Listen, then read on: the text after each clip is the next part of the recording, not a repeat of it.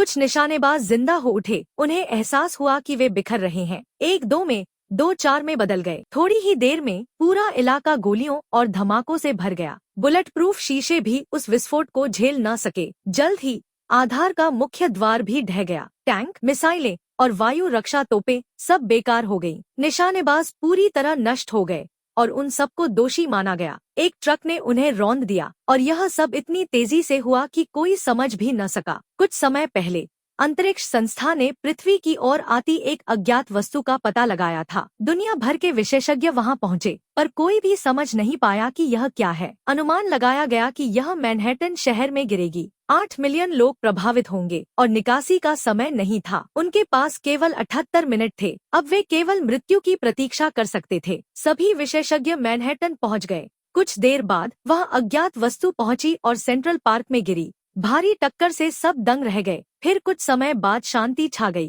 पहले उन्हें लगा यह कोई तबाह है, पर अब यह वैसा नहीं लग रहा था। विशेषज्ञों की एक टीम ने उसे उठाने की कोशिश की। वह एक बड़ा गोला निकला जिसके भीतर कुछ हिल रहा था। विशेष बल और पुलिस तुरंत पहुंच गए और गोले को पकड़ लिया। अचानक एक आकृति बाहर निकली। किसी ने गोली चला दी। फिर एक और बड़ी आकृति निकली। वह आकृति ऐसे पदार्थ की बनी थी जो किसी भी इलेक्ट्रॉनिक यंत्र को बेकार कर दे। वह चमक और आवाजें निकाल रही थी। सब हैरान रह गए। घायल प्राणी को अस्पताल ले जाया गया। डॉक्टर ने उसकी चमड़ी काटी और गोली निकाली। कुछ देर बाद वह सामान्य मनुष्य जैसा दिखने लगा, पर जल्द ही अजीब भाषा में बोलने लगा। इसी बीच एक और अज्ञात वस्तु गिरी, जिससे शहर में अफरातफरी मच गई। वैज्ञानिकों ने पाया कि उस प्राणी का डीएनए अलग है, पर वह मानव जैसा ही है। अब उन्हें पता चला कि उसका नाम फूल बतख है और वह अपने शरीर के साथ अभ्यस्त नहीं था।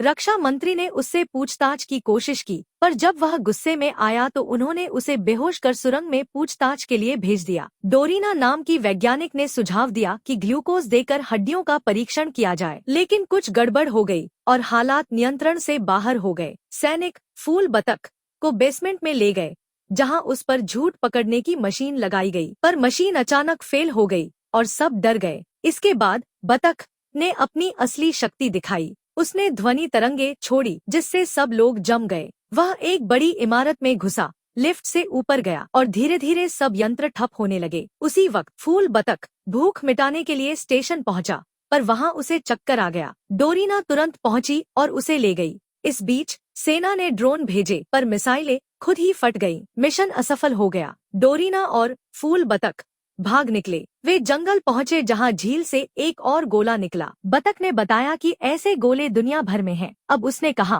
पृथ्वी को बचाने के लिए मनुष्यों को समाप्त करना होगा। यही योजना अब शुरू हो चुकी थी, पर तभी पुलिस ने उन्हें ढूंढ निकाला। बतख और डोरीना भागे, एक वैज्ञानिक से मिलने गए जिसने नोबेल पुरस्कार जीता था। तभी कई हेलीकॉप्टर आ गए और हमला शुरू हो गया। बतख ने ऊर्जा तरंगे छोड़ी जिससे हेलीकॉप्टर गिर गए। वह जानता था कि अब समय बहुत कम है। वैज्ञानिक प्रयोगशाला में गोले की जांच कर रहे थे, पर उनकी मशीनें पिघलने लगी। गोला द्रव बन गया और फैलने लगा। पूरा बेस आग में जल गया। कोई बच न सका। जल्द ही पूरी सेना नष्ट हो गई और यह विनाश दुनिया भर में फैल गया। डोरीना और बतख मैनहट्टन लौटे अंतिम प्रयास के लिए। वे सेंट्रल पार्क पहुंचे, जहां सेना ने गोले पर बमबारी शुरू कर दी थी। डोरीना घायल हो गई, पर फूल बतख ने उसे बचाया और गोले तक पहुंचा। उसी क्षण आकाश से प्रकाश गिरा और पूरी पृथ्वी अंधेरे में डूब गई। अगले दिन सब कुछ फिर सामान्य हो गया। गोला आसमान में उड़ गया। मानवता का अंत हो चुका था।